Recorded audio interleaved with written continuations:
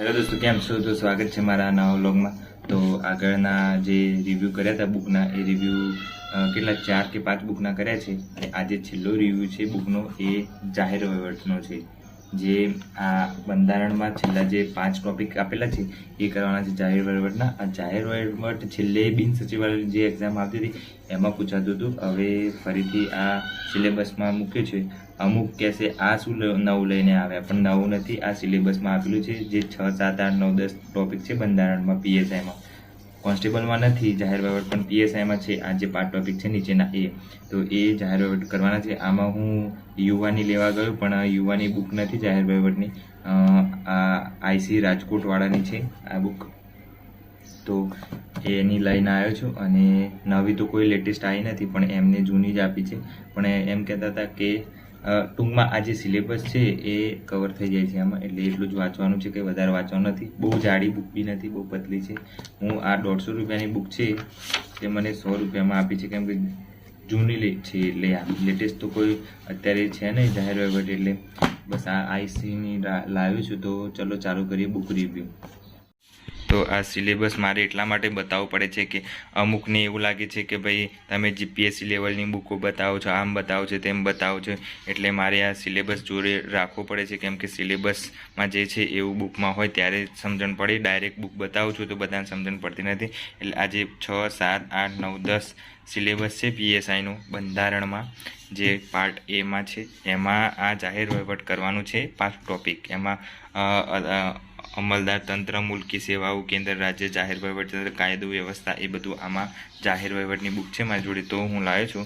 એ 150 રૂપિયાની છે. 150 રૂપિયાની તો 100 રૂપિયામાં પડી હતી, ડિસ્કાઉન્ટ આપી દઉં મને થોડું.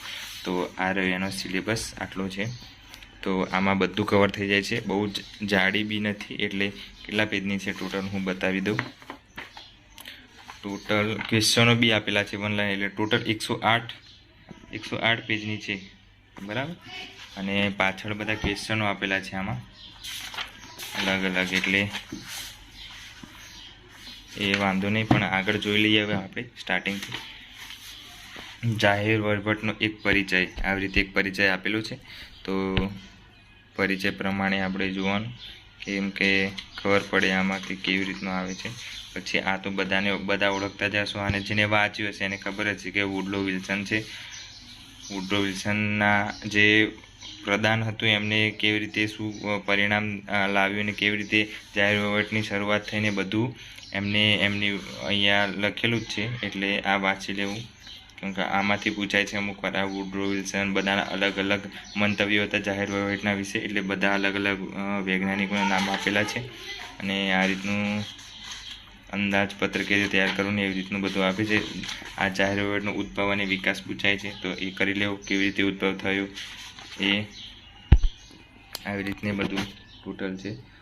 જોઈએ હવે બીજું તો નવીન સંગઠન. પછી આમાં જે CAG ને બધા આવે છે એમાં સારું આપેલું છે આમાં, કેમ કે આમાં જેના કાર્યો હોય એ બધું આપેલું છે, આરામથી વંચાઈ જાય એવું અને સમજણ પડે એવી ભાષા લખેલી છે અમે. એટલે હું આ ત્યાં અડધો કલાક સુધી આ બુક માંથી પછી લઈને આવ્યો છું. એટલે આ મને સારી લાગી. આ જો મેં કીધું CAGના કાર્યો, બંધારણ ભારતના કમ્પ્યુટર ઓડિટર જનરલની ઓફિસમાં તેમના ઓડિટ એકાઉન્ટ વિભાગમાં વડા છે. શું શું કાર્યો હોય, કેવી રીતનું આ CAG આવ્યા, એના અનુચ્છેદો બી આપેલા છે અહીંયા. અને CAGના કાર્યો શું હોય એ પણ આપેલું છે. પછી આપેલું છે નાણાકીય વહીવટના નાણાપંચની બાબતો, ભલામણો કેવી રીતે કરે છે, એ નાણાપંચના શરતો કઈ છે, આ બધું અલગ અલગ છે. તો જોઈ લેવાનું એકવાર. પછી મારે આ બુક વાંચવાની બાકી છે, પણ બુક સારી છે, મેં એકવાર વાંચી લીધી છે ઉપર. બાકી તૈયાર કરવાની બાકી છે. તો હું જે દિવસ તૈયાર કરી એ દિવસ બધું કમ્પ્લીટ કરી દઈશ.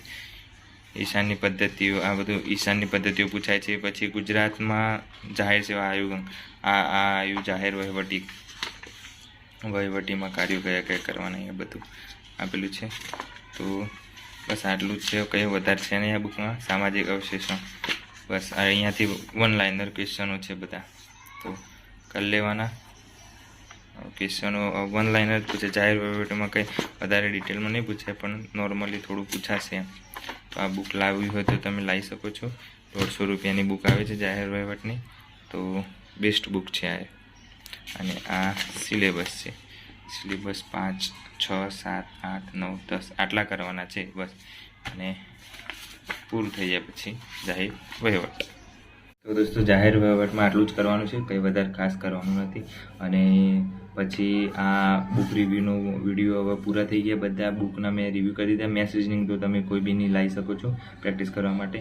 અને કોન્સ્ટેબલ માટે જે ઇતિહાસ ભૂગોળ કલ્ચર અને PSIમાં ઇતિહાસ ભૂગોળ કલ્ચર એ તો સેમ જ છે બધામાં, એટલે વાંધો નહીં. બંધારણ બી સેમ જ છે. હવે રહી વાત કે તમે ફ્રીમાં કયા કયા લેક્ચર જોઈ શકો છો યુટ્યુબ પર. મેથ્સ રિઝનિંગના ફ્રીમાં મૂકેલા છે, પછી બંધારણનો ફ્રીમાં મૂકેલો છે. ઇતિહાસ ભૂગોળ કલ્ચરના જોવા તો જોઈ શકો છો, બાકી જાતે વાંચવાનું જ હોય છે તો કંઈ વાંધો નહીં. મેન છે મેથ્સ રિઝનિંગ અને બંધારણ, આ સબ્જેક્ટ છે. તો એ ક્યાંથી વાંચવા અને કેવી રીતે કરવું એ હવે હું નેક્સ્ટ વિડીયો લઈને આવીશ. તો તમે વ્લોગમાં બન્યા રહેજો. ચેનલને સબસ્ક્રાઈબ ના કર્યો તો કરી લેજો, કેમ કે યુઝફુલ થશે વિડીયો. કેમ કે જે ફ્રીમાં યુટ્યુબમાં અમુક જે મેથ્સ રિઝનિંગ છે એ ગુજરાતીમાં તો મૂકેલા છે, પણ તમારે સારું કન્ટેન્ટ, સારા શોર્ટકટ ટ્રીક એ બધી જોવી હોય તો થોડું પછી તમારે હિન્દીમાં જોવું પડશે, કેમ કે હિન્દીમાં સારા મૂકેલા છે વિડીયો બધાએ. કેમ કે આખું જે સિલેબસ છે 33 જેવા ચેપ્ટરો છે એ બધા મૂકેલા છે મેથ્સના. તો મેથ્સનું કરી લેવું, કેમ કે ગુજરાતમાં કોઈ ખાસ બધા ચેપ્ટરો કરાવેલા મૂક્યા નથી. હા મૂક્યા છે અમુકના, તો હું કાલે બતાવી દઈશ. જો તમને યોગ્ય લાગે તો એમાંથી યુટ્યુબમાંથી તમે ફ્રીમાં જોઈ શકો છો.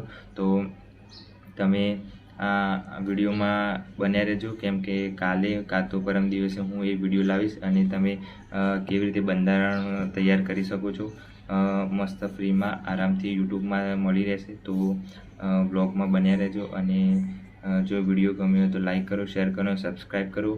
મળીએ નવા બ્લોગમાં. Thank you.